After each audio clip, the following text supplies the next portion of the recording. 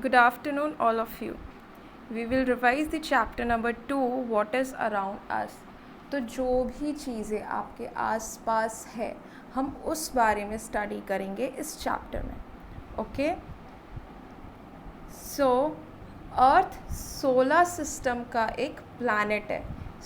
Earth is the only planet जहाँ पे living beings पाए जाते हैं, जहाँ पे लिविंग यानी ह्यूमंस रहते हैं. ओके, एंड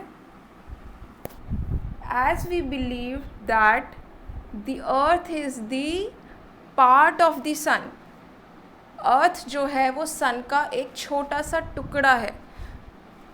शुरू में इट्स अ वेरी हॉट, ये फायर बॉल की जैसे दिखता था, बहुत गर्म. लाइक फॉर 1000 ईयर्स ये धीरे धीरे ठंडा हुआ. ओके, एंड जो भी एलिमेंट्स अर्थ के जो थे वो लिक्विड में ट्रांसफॉर्म हुए, उसे हम हाइड्रोस्फीयर कहेंगे. जो भी एलिमेंट्स सॉलिड में ट्रांसफॉर्म हुए उसे हम लिथोस्फीयर कहेंगे. और जो भी एलिमेंट्स गैसेस में ट्रांसफॉर्म हुए उसे हम एटमॉस्फेयर कहेंगे.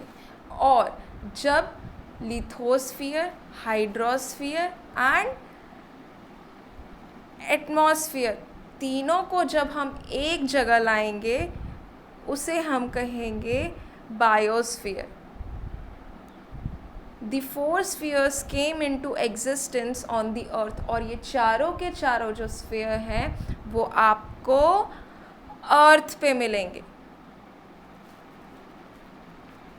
So let's start with the topic lithosphere. Lithosphere simply means, lithos means rock and sphere means layer.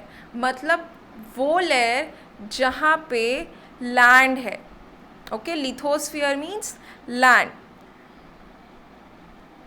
जो अर्थ का अपर लेयर है इज सॉइल, एंड वो सॉलिड मटेरियल भी हो सकता है, रॉक्स भी हो सकते हैं. अप्रॉक्सीमेटली 29% जो सरफेस है अर्थ का वो किससे कवर्ड है? लिथोस्फीयर से, मीन्स लैंड से कवर्ड है. लिथोस्फीयर लेयर की थिकनेस 64 किलोमीटर टू 100 किलोमीटर है. और लिथोस्फीयर की थिकनेस हर जगह पे अलग अलग है.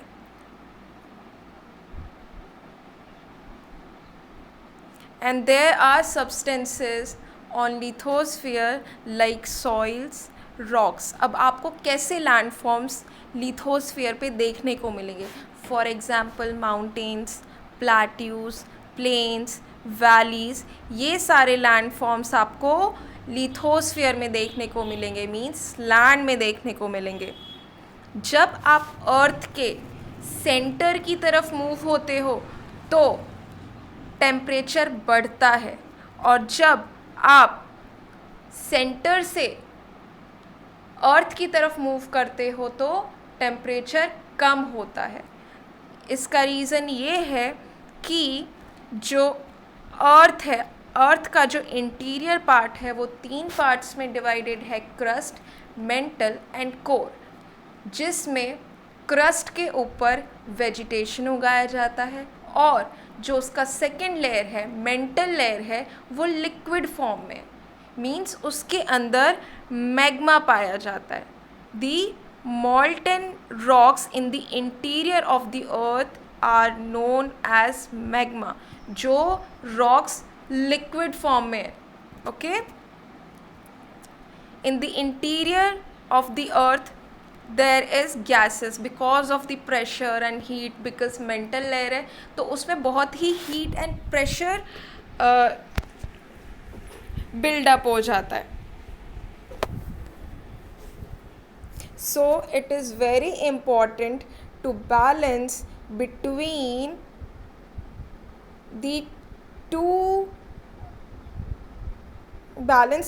the interior forces and exterior forces. जब भी इंटीरियर और एक्सटीरियर फोर्सेस के बीच में बैलेंस बिगड़ता है, मींस जब इम्बैलेंस होता है, उस टाइम पे अर्थक्वेक, वॉल्केनो जैसे नेचुरल डिज़ास्टर आपको देखने को मिलेंगे. Now this is lithosphere, means the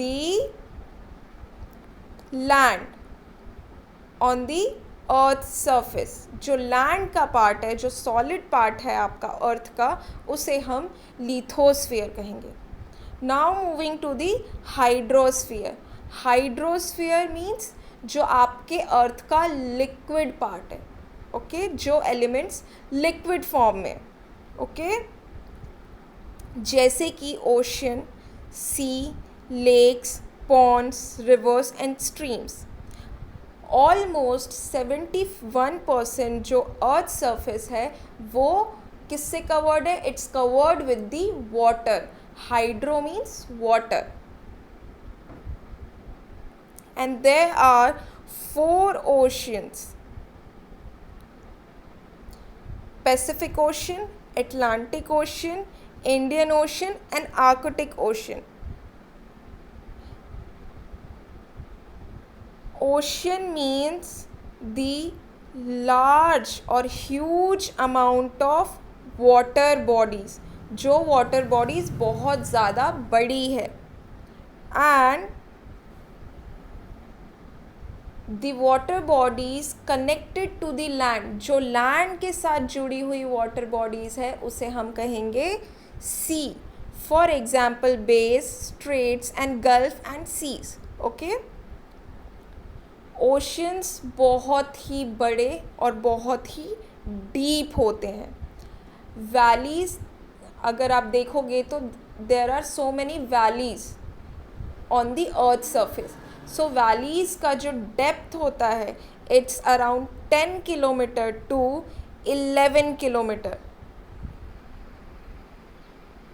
आपको ओशंस के अंदर, अगर आप ओशंस के अंदर जाओगे, उसके डेप्थ में जाओगे, तो आपको ये देखने को मिलेगा जैसे फीचर्स आपको लैंड के ऊपर देखने को मिलते हैं, वैसे ही सेम फीचर्स आपको लैंड के अंदर भी देखने को मिलेंगे.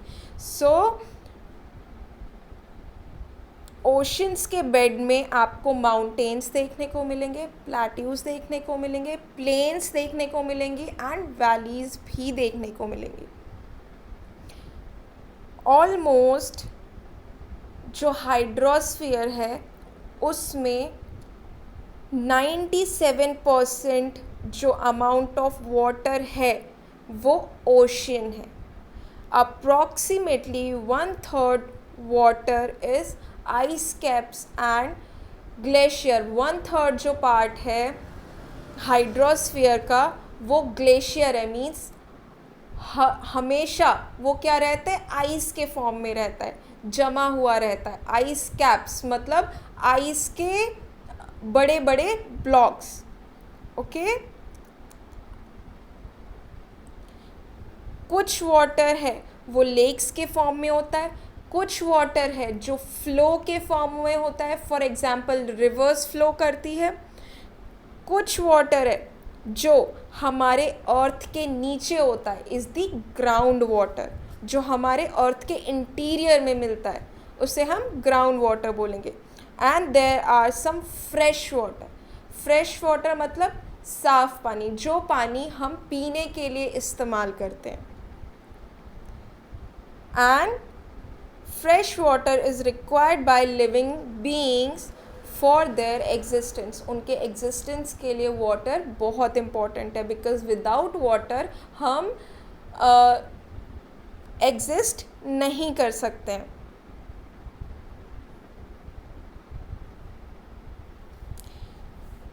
जो भी मॉइस्चर रेन में पाया जाता है वो मेन सोर्स होता है फ्रेश वाटर का.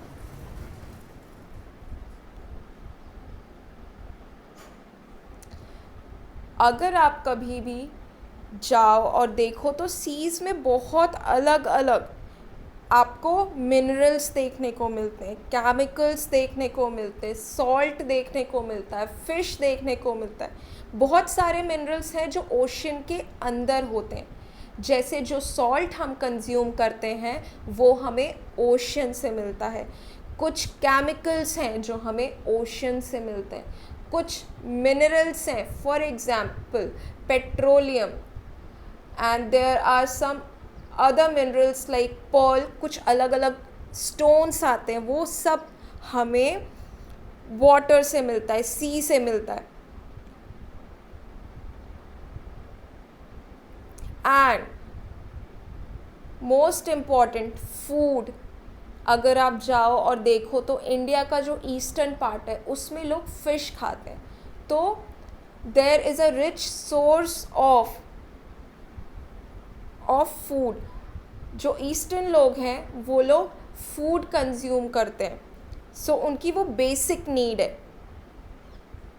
सो आपको वैरायटी ऑफ एक्वाटिक लाइफ मिलेगी ओशंस में, सीज में।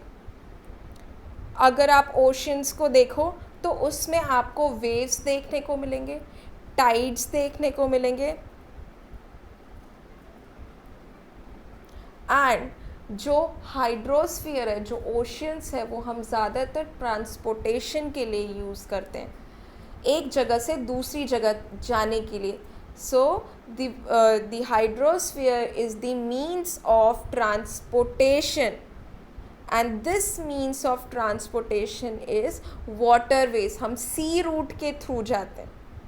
ओके, नाउ जो हमारा थर्ड लेयर है वो है atmosphere. Atmosphere means that your earth is covered by the air, or the like जो भी that we are surrounded by the air। हम जहाँ भी जाते हैं हमको एयर, हम ब्रीथ करते हैं। सो वो स्फीयर जो एयर से अर्थ को कवर करता है। एटमॉस्फेयर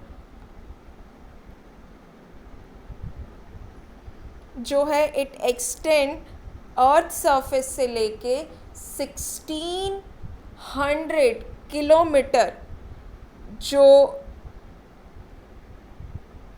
1600 किलोमीटर जो लैंड सरफेस से जब हम एटमॉस्फेयर के साइड मूव करते हैं तो जो 1600 किलोमीटर तक का जो डिफरेंस है इज़ योर एटमॉस्फेयर। अगर आप देखना चाहो लिथोस्फीयर को और हाइड्रोस्फीयर को तो आप नेकेड, आप अपने आईज से देख सकते हो, बट अगर आप एटमॉस्फेयर को देखना चाहो तो आप उसको नेकेड आई से नहीं देख सकते हो। आपको कभी भी एयर, आप उसको देख सकते हो नहीं, आप उसको फील करते हो दैट यू आर ब्रीदिंग, हम ब्रीथ कर रहे हैं। ओके, एटमॉस्फेयर में अलग अलग गैसेस देखने को मिलती है। ओके, एंड एटमॉस्फेयर अलग अलग चीज़ों से बना हुआ है। फॉर एग्ज़ाम्पल गैस है, एटमॉस्फेयर में आपको गैस मिलेगा, वाटर मिलेगा, डस्ट पार्टिकल्स मिलेंगे, स्मोक मिलेगा, सॉल्ट मिलेगा, और बहुत छोटे छोटे माइक्रो ऑर्गेनिजम्स होते हैं जो एयर में होते हैं बट हमें वो दिखते नहीं हैं।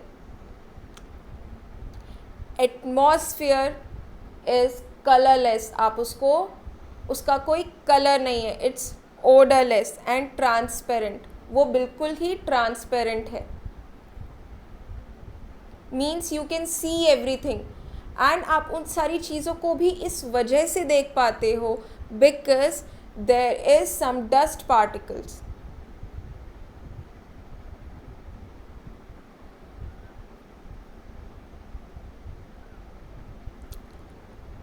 The solid means land, the liquid means water, and the gaseous elements, ये सारे elements आपको एक साथ एटमॉस्फेयर में देखने को मिलेंगे। एटमॉस्फेयर का ऑलमोस्ट 78% जो गैस है वो नाइट्रोजन है। 21% गैस जो है वो है ऑक्सीजन, और जो रिमेनिंग 1% गैस है इज़ योर कार्बन डाइऑक्साइड, और उसके अंदर और भी गैसेस मिक्स होते हैं। ओके,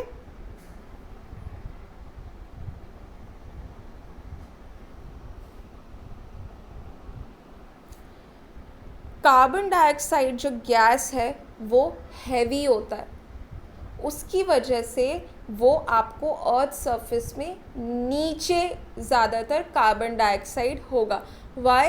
बिकॉज जो प्लांट्स हैं, हम ऑक्सीजन इनहेल करते हैं और कार्बन डाइऑक्साइड एक्सहेल करते हैं, और प्लांट्स कार्बन डाइऑक्साइड इनहेल करते हैं और ऑक्सीजन एक्सहेल करते हैं। सो कार्बन डाइऑक्साइड ज़्यादातर अर्थ सरफेस के लोअर लेवल पे देखने को मिलेगा। नाउ ओजोन गैस, जो ओजोन गैस है वो बहुत कम प्रपोर्शन में है। ओके, सी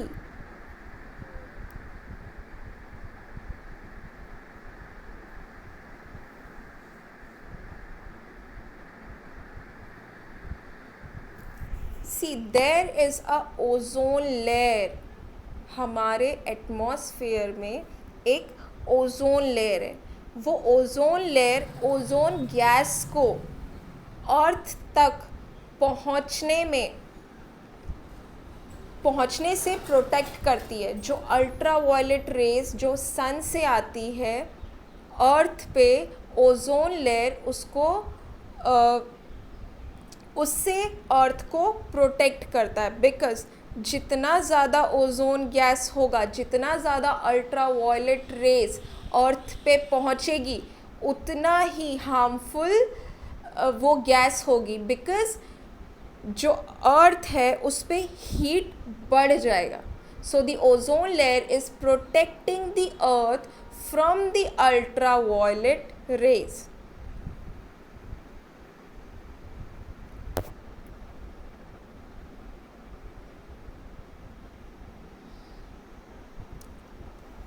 जो गैसेस हैं वो मॉर्निंग के टाइम पे ज़्यादा देखने को मिलती है और सी के आसपास ज़्यादा होती है, बिकॉज़ वो एरिया प्लेन होता है।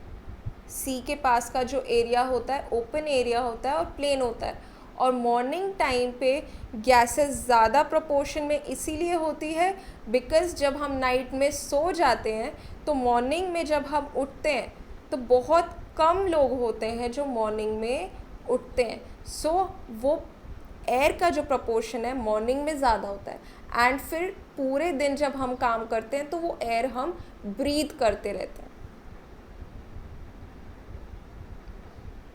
ऑक्सीजन, नाइट्रोजन लिविंग क्रिएचर्स के लिए बहुत इम्पॉर्टेंट है।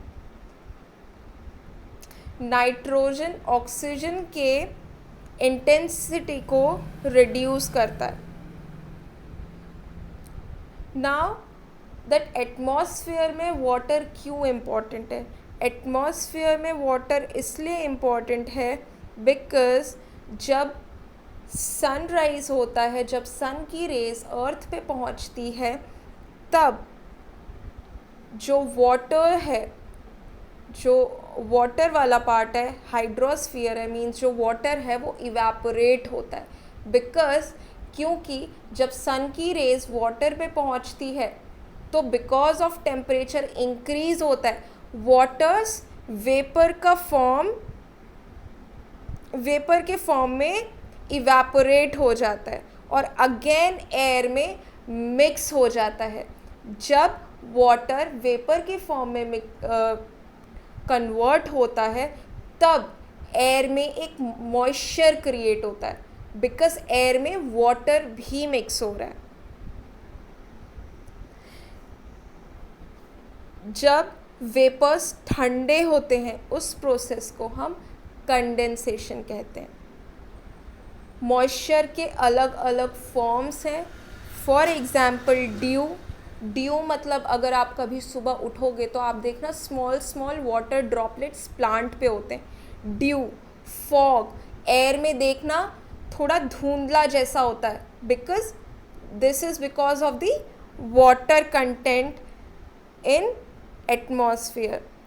देन क्लाउड्स, जब वाटर इवेपोरेट होता है तब जाके वो क्लाउड्स का फॉर्म लेता है. देन प्रेसिपिटेशन, जब क्लाउड्स यानी वेपर्स जब वाटर के फॉर्म में कन्वर्ट होते हैं अगेन.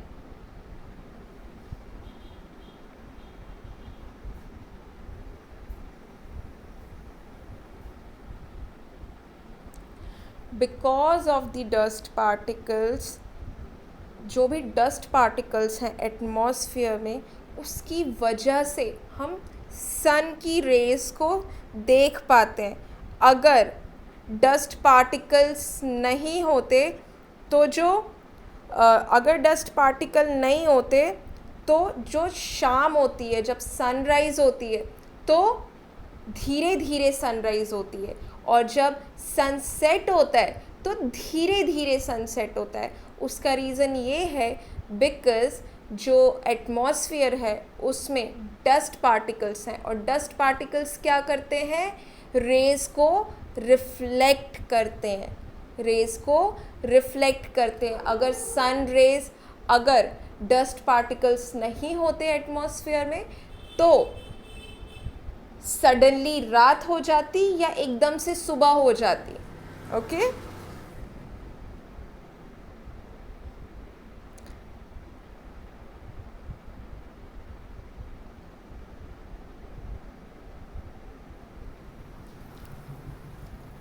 हम साउंड्स, टीवी, रेडियो, ये सारी चीज़ें इस वजह से देख पाते हैं बिकॉज़ एटमॉस्फेयर में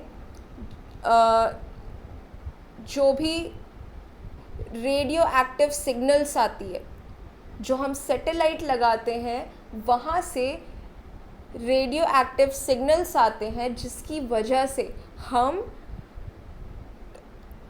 रेडियो और टीवी देख पाते हैं. नाउ बायोस्फीयर, जब हम लिथोस्फीयर, हाइड्रोस्फीयर, एटमॉस्फेयर तीनों को कंबाइन करते हैं और जब हम तीनों को कंबाइन करते हैं तो एक लिविंग वर्ल्ड क्रिएट होता है. एक ह्यूमन को सर्वाइव करने के लिए क्या क्या चीज़ें चाहिए, लैंड, वाटर एंड एयर. और ये सारी चीज़ें हमें कहाँ मिलती है, बायोस्फीयर में. जब तीनों चीज़ों को कंबाइन करेंगे so it is biosphere. Biosphere बहुत इम्पॉर्टेंट लेयर है एंड अर्थ सिर्फ और सिर्फ एक ऐसा प्लैनेट है जहाँ पे ह्यूमंस यानी लिविंग यानी वहाँ पे लोग रह पा रहे. बाकी किसी भी प्लैनेट में लिविंग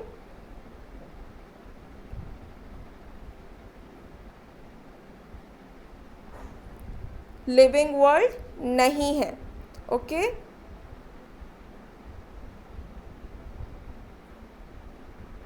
बायोस्फीयर में आपको क्या क्या चीज़ें देखने को मिलेगी, जैसे for example vegetation, animals, insects, food, ये सारी नेसेसरी थिंग्स बायोस्फीयर में देखने को मिलेगी. We can not live without vegetation and animals.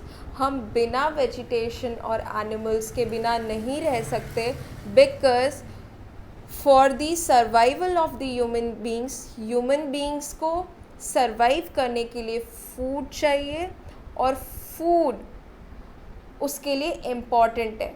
Same as that food जो है वो एनिमल्स खाते हैं, ठीक है, एंड एक एनिमल को दूसरा एनिमल खाता है. So there is a chain between the plants, animals, यानी सारे के सारे जो एनिमल्स हैं वो एक दूसरे पे डिपेंडेंट है. अगर कोई भी एक चीज़ कम होगा तो कोई भी एक चीज़ अगर हटा दी जाती है, फॉर एग्ज़ाम्पल मान लो कि हनी बी एक छोटा सा इंसेक्ट है, बट अगर आप हनी बी को इकोसिस्टम में से हटा देते हो तो हम में से कोई भी पर्सन सर्वाइव नहीं कर सकता है। उसका रीज़न ये है because of the honey bee plants grow करते हैं।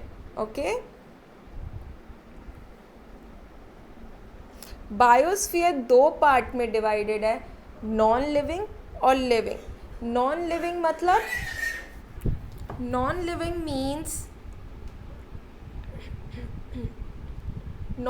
मीन्स वो सारी चीज़ें जिसमें लाइफ नहीं है।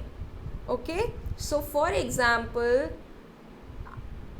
Fan, your books, your mobile phones, ये सारी चीज़ें जो भी हैं उसे हम नॉन लिविंग बोलेंगे। और लिविंग बीइंग्स मतलब जिसमें लाइफ है, for example plants, animals, trees and we humans. जो लिविंग बीइंग्स है they are dependent on the non living beings.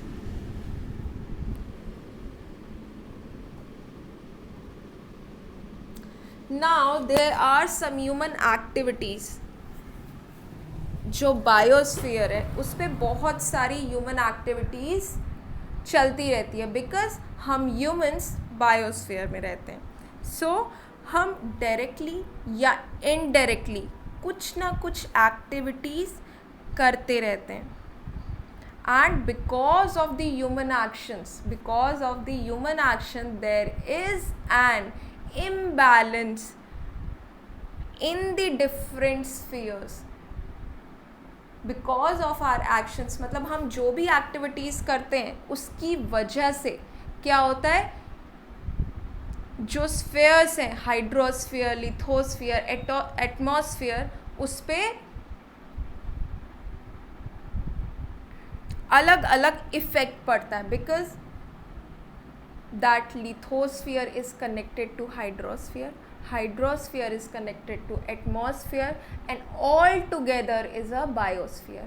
so ये चारों के चारों जो स्फीयर हैं वो एक दूसरे से कनेक्टेड हैं, एंड वी ह्यूमन बीइंग्स हम उस पर रह रहे हैं, तो हमारी जो एक्टिविटीज़ है वो भी बायोस्फीयर को इफ़ेक्ट करेगी।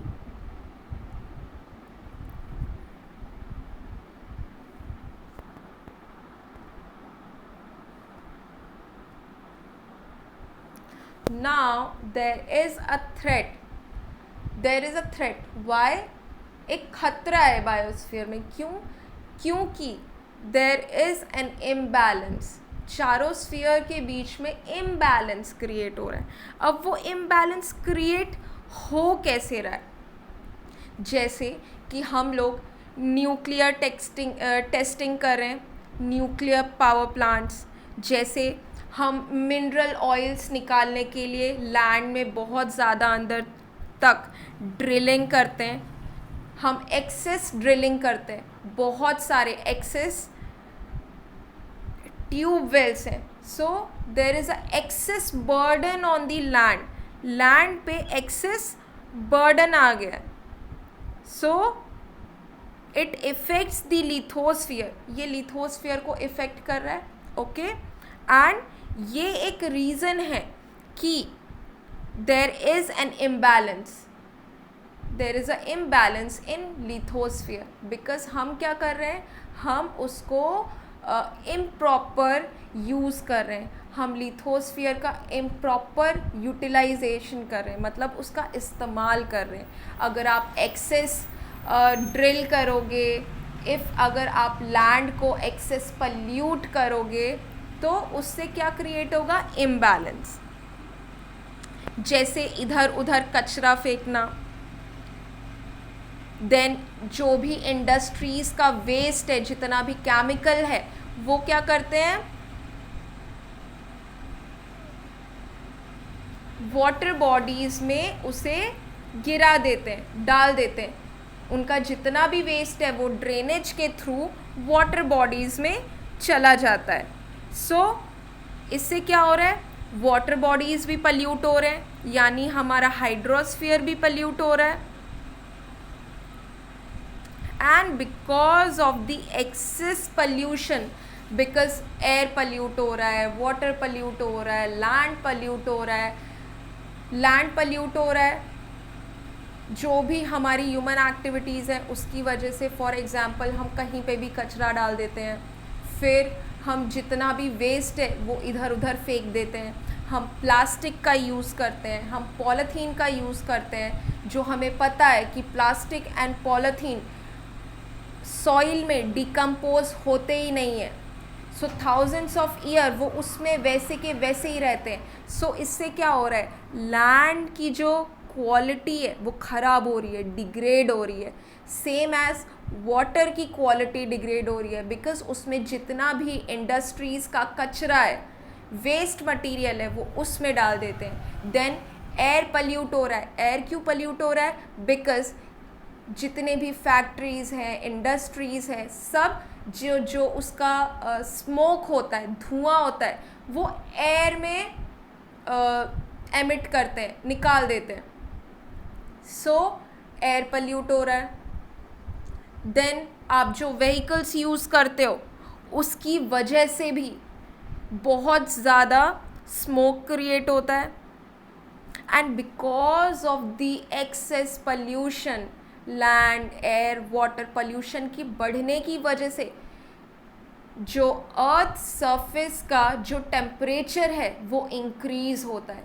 जब अर्थ सरफेस का टेम्परेचर इंक्रीज़ होगा तो जो ग्लेशियर रीजन्स है, जो पोलर रीजन है, ठीक है, जो मतलब नॉर्थ पोल और साउथ पोल के जो एरियाज़ हैं जहाँ पे हमेशा बर्फ़ रहता है, ग्लेशियर रहता है, ठीक है, वहाँ पे हमेशा आइस जमा हुआ होता है, वो धीरे धीरे क्या होने लगेंगे, मेल्ट होने लगेंगे. बिकॉज टेम्परेचर के बढ़ने से क्या होता है, आइस मेल्ट होता है.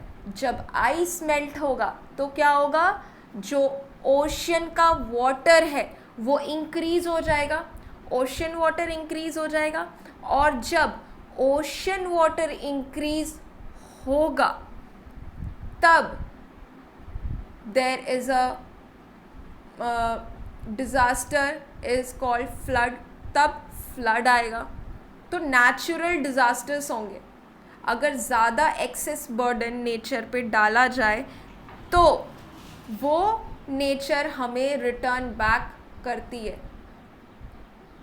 ओके,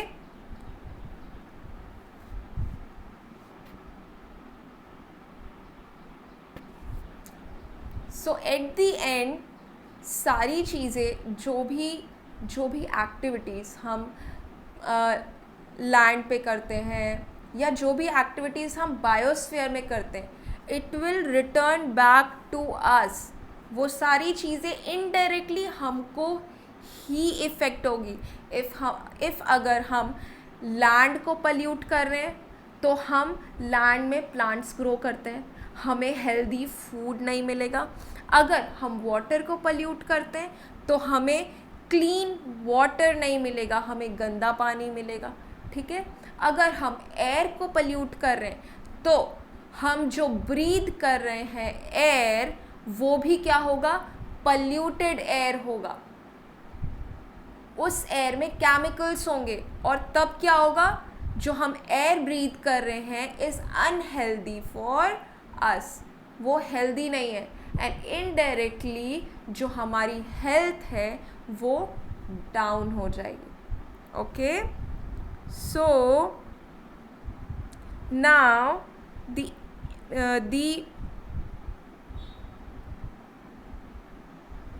सो अर्थ पे हीट इंक्रीज़ हो रहा है due to increase in carbon dioxide. अब जो फैक्ट्रीज़ होती है वो कार्बन डाइऑक्साइड और अलग अलग गैसेस एयर में एमिट करती है. Okay, so there is a nurturing links of nature. Nature में ये चीज़ एक सी वी कॉल नेचर और अर्थ एज मदर अर्थ, बिकॉज हम उसमें रह रहे हैं, इसलिए हम अर्थ को मदर अर्थ बोलते हैं, ठीक है। और जो नेचर है वो एक दूसरे से लिंक्ड है, एक दूसरे से जुड़ा हुआ है। सो नाउ इफ़ अगर देखा जाए तो नेचर इज़ एंडेंजर्ड, डेंजर्ड की पोजीशन में, because excess of pollution, excess of increase in heat, okay. And we humans, हम ह्यूमंस क्या कर रहे हैं, एनवायरमेंट को एक्सप्लॉइट कर रहे हैं। That is the reason that biosphere now is an endangered position. See, अब आप इस चीज़ के लिए क्या क्या कर सकते हो। आपको ये सारी चीज़ें पता चल गई कि लैंड पल्यूट हो रहा है, एयर पल्यूट हो रहा है, देन वाटर पल्यूट हो रहा है। सो इन चीज़ों को कंजर्व करने के लिए आप किसी भी नेचुरल रिसोर्सेस का ना ओवर यूटिलाइजेशन करो, आप उसका ओवर यूटिलाइजेशन मत करो, बिकॉज दे आर लिमिटेड। आप उसको उतना ही यूज़ करो जितना आपको उसकी ज़रूरत है। फॉर एग्ज़ाम्पल, जब आप घर की लाइट्स ऑन करके चले जाते हो तो आप उसको ऑन करके मत जाओ, स्विच ऑफ योर लाइट्स। क्यों? क्योंकि जो इलेक्ट्रिसिटी प्रोड्यूस होती है वो भी वाटर से प्रोड्यूस होती है, ओके। प्लास्टिक, पॉलीथीन्स, इन सब चीज़ों का कंजम्पशन नहीं करो, इन्हें यूज़ मत करो। वाई? बिकॉज़ ये लैंड में मिक्स नहीं होती है, और जब सॉइल ख़राब होगा तो प्लांट्स भी नहीं उगेंगे, और जो प्लांट्स उगेंगे वो हमें जो फ्रूट्स देंगे और जो फूड देंगे वो भी अनहेल्दी होगा। वाटर में कचरा नहीं डालो, जितने भी जितना भी कोई भी वेस्ट है उसको वाटर में डंप मत करो, बिकॉज वही जो प्लास्टिक्स एंड पॉलीथीन्स एंड जो भी चीज़ें हैं वो क्या होता है, वो जो वाटर के अंदर, वाटर बॉडीज़ के अंदर जो एक्वाटिक लाइफ है, मीन्स जो फिश है, जो भी एनिमल्स हैं, मैरिन एनिमल्स, वो सब उसको खाते हैं। और जो लोग फिश खाएंगे वो इनडायरेक्टली वो फिश क्या होगा, अनहेल्दी होगा, ओके। देन अगर आप पॉलीथीन्स, अब आप अगर डे टू डे लाइफ में बाहर निकलते होगे तो आप देखते होगे कि जो काउज़ हैं या बफेलोज़ हैं वो क्या करती हैं, जो प्लास्टिक्स हैं, पॉलीथीन है, आजकल वो सब भी खाती हैं, ओके। वो सब खाती हैं, तो जो मिल्क आपको मिल रहा है इज़ ऑल्सो अनहेल्दी, ओके। सो आप पॉलीथीन को इधर उधर फेंको ही मत, पॉलीथीन को यूज़ ही मत करो। यूज़ जूट बैग और पेपर बैग्स, उसका यूज़ करो। प्लास्टिक बॉटल्स मत खरीदो। आप हो सके तो अपने साथ हमेशा एक स्टील की बॉटल रखो, ओके।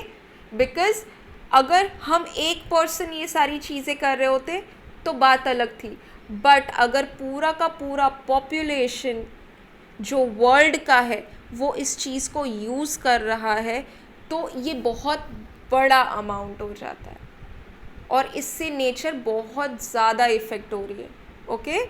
और एनवायरनमेंट इफ़ेक्ट होगा तो हम भी उससे इफ़ेक्ट होंगे, ओके। एंड ओके, वाटर को आप कंजर्व कैसे कर सकते हो? आप कोशिश करो कि जो भी आपके घर का वेस्ट वाटर है आप उसको प्लांट्स में डालो, ओके। प्लांट्स में डाल दो तो उसका क्या होगा, रीयूज़ हो जाएगा, ठीक है। वेस्ट चीज़ों से कोई न्यू चीज़ बनाओ तो क्या होगा, वो रीयूटिलाइज हो जाएगा, रीयूज़ हो जाएगा, रीसाइकल हो जाएगा, ठीक है। ओके, चलो, थैंक यू। ये आपका पूरा चैप्टर का रिवीजन है। ओके।